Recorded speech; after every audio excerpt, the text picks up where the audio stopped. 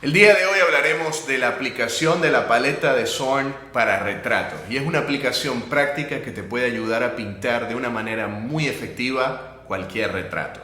Ahora, esta es la paleta que yo utilizo para empezar mis pinturas y es la que he utilizado para los dos videos de Zorn que he realizado. Los puedes conseguir de este lado de la pantalla. Vas a encontrar mi primer video sobre la paleta de Zorn hablando un poco de la teoría y el segundo sobre su técnica que me sirvió para realizar estas copias que estás viendo en la pantalla en este momento. Y para empezar, estos son los colores que voy a utilizar.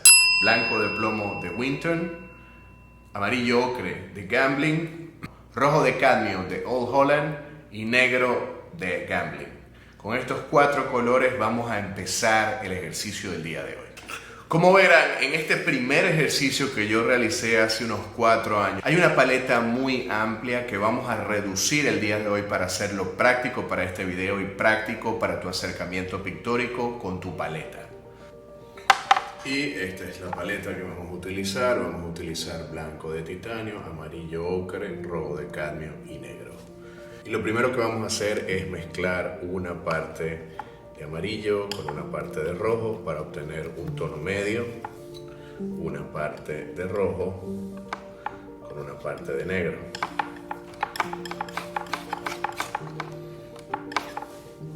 Al final mezclaremos también una parte de negro con una parte de amarillo.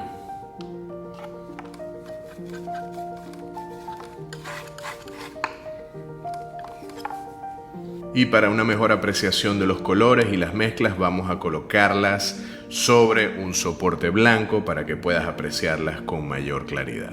A partir de este momento comienzo las mezclas comenzando por los colores primarios que tengo mezclados en la parte de arriba y agregándoles cada vez un poco más de blanco. Por cada parte que utilizo del color le agrego un poco más de blanco para ir creando una escala de tonos medios. Y proseguimos a colocar nuestros colores en nuestro soporte blanco para ver cómo se comportan al momento de aplicarlos con el pincel.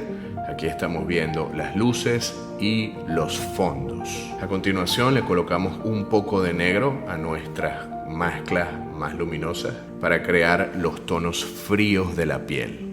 Y aquí vemos cómo se comportan con el soporte blanco.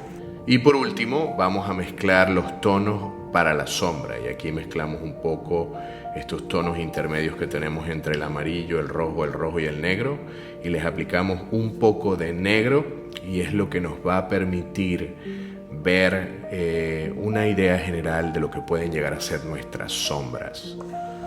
Y para finalizar tenemos ya en nuestra paleta los tonos que corresponderían a la luz, mezclados de naranjas, amarillos y rosas. Tenemos nuestros tonos fríos con un toque de negro que nos dan violetas, verdes y grises oscuros. Tenemos con la mezcla del rojo y el amarillo, el naranja, tenemos los tonos de la sombra que van a tender a ser más hacia el marrón. Y por último los tonos del fondo que van a variar entre grises, violetas y verdes, que nos van a permitir obtener una paleta completa para nuestro retrato. Quiero darte las gracias por acompañarme nuevamente el día de hoy.